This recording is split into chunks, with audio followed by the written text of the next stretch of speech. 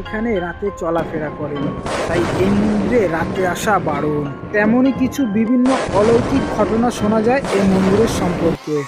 মন্দিরের সামনে এক প্রাচীন পুকুরে শোনা যায় মায়ের নিষেধে এখনো ঘাট বাঁধানো যায়নি। আজকে আমরা পৌঁছে গেছি জনাই রোড, হাওড়া বর্ধমান কট লাইনের মাঝখানে এটি অবস্থিত। আজকে আমরা চলে যাব জনাই বৈদ্রীমাতা মন্দিরে কিছু রহস্যময় ইতিহাস জানতে। আমরা স্টেশন থেকে বেরিয়ে টোটো করে ষষ্ঠীতলা যাব, সেখান থেকে 5 থেকে 10 মিনিটের মতো হেঁটে আমরা পৌঁছে যাব। আমরা বৈদ্রীমাতা মন্দিরে যাওয়ার আগে 12 জোড়া শিব মন্দির দর্শন করে নেব। তারপর কিছুটা পথ গিয়েই বৈদ্রীমাতা মন্দিরের প্রবেশ গেট থেকে আমরা প্রবেশ করলাম। প্রবেশ করে দেখতে পাবো একটা সুন্দর দৃশ্য। কিছুটা চলে গিয়ে মায়ের দর্শন, তারপর আপনাদেরকে শোনাবো মায়ের নানা রকম অলৌকিক ঘটনা। সাক্ষী রয়েছে যেই ব্যক্তি, তার সাথেও আমরা কিছু কথা বলে জানবো। মায়ের নিষেধ, তাই এই পুকুরে এখনো ঘাট বাঁধানো যায়নি। শোনা যায় রাত্রির 12টার পর মা এই পুকুরেই স্নান করেন।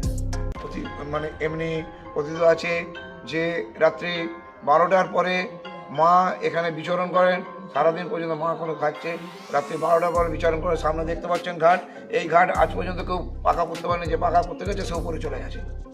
তো ওই ঘাট এরামই থাকে, তার কারণ মা এটা ব্যবহার করেন, মা নিজে ব্যবহার করেন। স্বাভাবিক কারণ এখানে যদি একটা স্থানে ঘাট বাঁধানো হয়, এরকম বহু মানুষ আছে, এইসব তৈরি হচ্ছে যখন ওটা হয়ে যেত, আমরা কেউ সাহস দেখাইনি।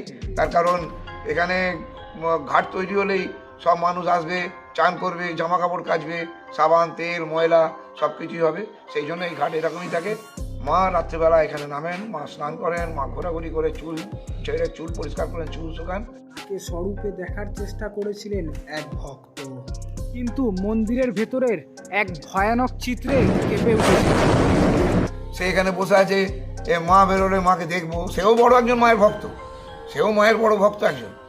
ও মাকে দেখবো এই বিশ্বাস নিয়ে সে আছে, কিন্তু মা তো আর সহজে দেখা দেয় না। কত বড় বড় সাধক চলে গেছে, তারা মায়ের দেখা পায়নি। আমরা তো সামান্য ভক্ত, আমরা তো সাধক না, আমরা সংসারী ভক্ত। তো সে বসে আছে, হঠাৎ করে তুলকালাম ঝড়, তুমুল ঝড়, গাছ যেন ভেঙে পড়ে যাবে, মাথায় পড়ে যাবে, এরকম অবস্থায় ভয়ে ভয়ে অন্ধকার হয়েছে, লোডশেডিং হয়ে গেছে। তো তখন তো এত আলো ছিল না, তো বেরিয়ে চলে গেছে। বেরিয়ে যেমনই গেট থেকে বাইরে গেছে, তখন দেখছে কোথাও ঝড় নেই, রাস্তায় কোথাও ঝড় নেই। তখন ভাবছে ঝড় থেমে গেছে, একেবারে থেমে গেছে ভেবেছে। তো আবার এখানে ঢুকে দেখছে আবার তুমুল ঝড়, গাছ মাথায় ভেঙে পড়ে যাবে। তখন তো ভয় পেয়ে গেছে, ভয় পেয়ে ওখান থেকেই নাক কান মুনে মাকে প্রণাম করে ওখান থেকে বেরিয়ে গেছে, আর কিছু কেউ দেখায়। নানান বড় বড় গাছগাছালিতে ভরা পরিবেশ যেমন মনোরম, তেমনই কিছু বিভিন্ন অলৌকিক ঘটনা শোনা যায় এই মন্দিরের সম্পর্কে। মাকে এই কারণেই বুদ্ধিমাতা বলা হয়, বুদ্ধিমাতা নামে খ্যাত এই কারণেই। দুটো মতবাদ আমরা বিশ্বাসী। একটা হচ্ছে তৎকালীন আজ থেকে 150 বছর আগে, আনুমানিক 150 থেকে 200 বছর আগে মায়ের আবির্ভাব। এবং আবির্ভাবের সময়, সেই সময় কোনো ডাক্তার ছিল না, এবং এখানে তো বন জঙ্গল ভর্তি ছিল, এটা একদম অজপাড়া গ্রাম ছিল। তখন কোনো ডাক্তার কিছু ছিল না। তো তখন যারা রোগ নিরাময় করতো তাদেরকে বদ্যি বলা হতো, বদ্যিদের ওষুধ খেয়ে হতো। তো এই একটা মতবাদ যে তখন যার যা হতো এই গ্রামে বা আশপাশের গ্রামে, সেই রুগীকে নিয়ে এসে মায়ের এখানে ফেললে মা স্বপ্নে যা ওষুধ দিতেন সেই খেয়ে সে নিরাময় হতো, তার নিরাময় হতো, সুস্থ হতো। এই একটা কথিত আছে, যেটার জন্য মাকে বদ্যিমাতা বলা হয়, বদ্যি হিসেবে বদ্যিমাতা বলা হয়। আর একটা মতবাদে আমরা বিশ্বাসী, যেটা এখানে বদ্যি একটা সম্প্রদায় ছিল। বদ্যি একটা সম্প্রদায় ছিল, সেই বদ্যিরা পেয়েছিল ঠাকুরকে, মাকে পেয়েছিল, স্বপ্নে পেয়েছিল। তারা এখানে মায়ের আবির্ভাব জানতে পেরেছিল, এবং তারা এখানে মাকে পূজা শুরু করেছিল এই জঙ্গলের মধ্যে। সেই হিসেবে বদ্যিদের ঠাকুর হিসেবে বদ্যিমা। এই দুটো মতবাদ আছে, এবং আমরা এই দুটোতেই বিশ্বাস করেই চলি। ও মায়ের অনেক অলৌকিক ঘটনা আছে। মা প্রচণ্ড জাগ্রত। এখনো পর্যন্ত এরকম কোনো মানুষ পাওয়া যায়নি যে মাকে কায়মনোবাক্যে প্রার্থনা করে বা মাকে কোনো কিছু জানিয়ে মায়ের কাছ থেকে সুফল পায়নি, এরকম মানুষ পায়নি। গতকালও পর্যন্ত এক ভদ্রমহিলা এসেছিলেন। তারাও বলে গেলেন, আমি যখন বললাম যে আমি তো অনেক কিছুই আমার জীবনে দিয়ে আমি উপলব্ধি করেছি, মাকে ডেকে আমি তার সাড়া পেয়েছি এবং সেই সব মানে বিশ্বাস আরও দিনকে দিন আরও হয়েছে।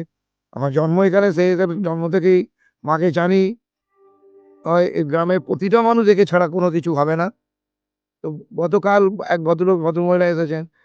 তো বললেন মা খুব জাগ্রত, জাগ্রত মানে এমনই জাগ্রত, যদি আপনি মন থেকে মাকে বলতে পারেন যে আপনি এটার জন্য কষ্টে আছেন, সেই কষ্ট আপনার লাঘব করবে। যাই হোক, সেটা যে কষ্টই হোক, সেই কষ্ট থেকে আপনাকে লাঘব করবে, এই বিশ্বাস আমাদের আছে। তো ভদ্রমহিলা তখন বললেন হ্যাঁ, আমি আগে যখন অনেক দিন আগে এসেছিলাম তখন আমি মাকে বলে গেছিলাম যেটা, সেটা আমার সুরাহা হয়েছে। গতকালকেই কথা বলে গেছেন। তো এরকম সব মানুষই আসে বলে। মায়ের এই যে এখন যে মন্দির দেখছেন, এটা 1996 সালের পরে।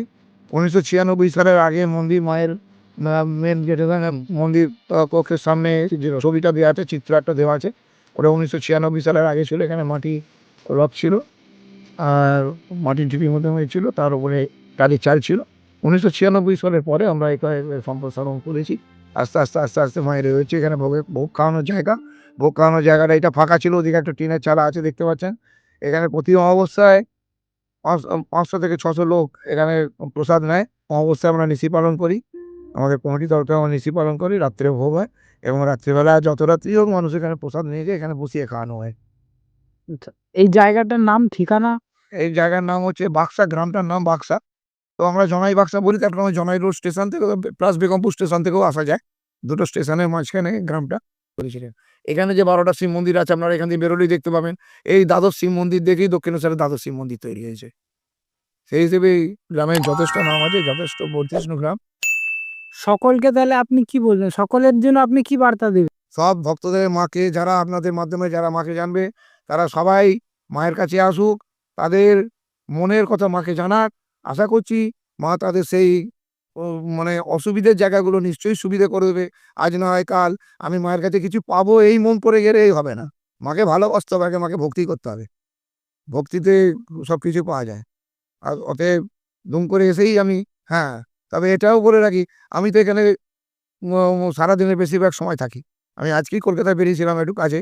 তো সারাদিনের বেশিরভাগ সময় আমি এখানে থাকি। তো আমি তো মায়ের থেকে কিছু চাইতে হয় না। আমার কি, আমাকে এটা দাও বলতে হয় না। আমার কি অসুবিধা আমি মাকে সেটা জানিয়ে দিই। আমার কি অসুবিধা মাকে সেটা জানিয়ে দিই। মাও সে বুঝে দেখে নেয় যে হ্যাঁ, সত্যিই এর অসুবিধা আছে। মা সেই জায়গাটাকে ঠিকঠাক করে দেয়। এখন যদি দুম করে আমি মাকে বলি মা আমাকে 1 কোটি টাকা দাও, সেটা তো আর মায়ের কাছে নেই, মা দিতে পারবে না। তো এই হচ্ছে ব্যাপার। মানে ভীষণ এখানে ভোগ বিতরণের ব্যাপারটা যদি আপনারা কখনো আসেন, দেখতে পান, তাহলে বুঝতে পারবেন কত সুষ্ঠুভাবে আমরা বিনা পয়সায় এখানে মানুষকে পেট ভরে বসিয়ে খাওয়াই। এখানে 500-700 2200 পর্যন্ত লোক একটা ভোগের দিনে 2200 পর্যন্ত লোক হয়েছিল। আমরা চেষ্টা করে যাই মায়ের নাম অনেক দূর পর্যন্ত ছড়াক, এই আশা রেখে আমি সবাইকে বলবো, আপনাদের ব্লগের মাধ্যমে যেসব ভক্তরা মায়ের দেখা পেতে চান, মায়ের দর্শন পেতে চান, মায়ের কাছে আসতে চান, তাদের সকলকে আমি আহ্বান জানাচ্ছি মায়ের মন্দিরে আসুক এবং এসে তাদের মনের কথা, মনের ব্যথা, কায় মনোবাক্যে মায়ের কাছে প্রার্থনা করুক, তাদের মনের কথা মাকে জানাক। আশা করছি মা নিশ্চয়ই তাদের সেই ব্যথার জায়গাটাকে নিশ্চয়ই উপশম করে দেবে। হসপিটাল থেকে ফেরত দিয়ে মায়ের খুব পরিশেষে আবার একটা কথা বলি, এমন একটি মেয়ে, সিঙ্গুরে বাড়ি আমাদের, একটা বাচ্চা মেয়ে, সে এমন মানে ব্যাধিগ্রস্ত, রোগাগ্রস্ত হয়ে গেছে, তাকে হসপিটালে তার বাবা মা প্রচুর টাকা খরচা করেছে, হসপিটাল কিছু ধার করতে হবে, ডাক্তার ফিরিয়ে দিয়েছে, যে আর কিছু করা যাবে না, যে কদিন যা করে বাঁচে বাড়িতে রাখুন। আমি কি বলবো, বাচ্চা মেয়ে দেখে আমার চোখে জল চলে এসেছে যে মেয়েটার কী অবস্থা। তার বাবা মা এবং তার দিদি এখানে নিয়ে এসেছে। মানে ঘটনা হচ্ছে তারা কোনোদিন এখানে আসেনি, কোনোদিন দেখেনি। মেয়েটার রোগের জ্বালায় ও সেই থেকে ও নিজের ঘোরের মধ্যে আছে যে মা বদ্যিমা আছে, আমাকে বদ্যিমার কাছে নিয়ে চলো। ও কোনোদিন, ওর ফ্যামিলির কেউ কোনোদিন এখানে আসেনি, অথচ ও ঠিক স্বপ্নের মধ্যে বুঝুক বা যে কোনোই হোক যে আমাকে বদ্যিমায়ের কাছে নিয়ে চলো, বদ্যিমা আমাকে ভালো করে দেবে, আর কেউ ভালো করতে পারবে না, আমাকে বদ্যিমায়ের কাছে নিয়ে চলো।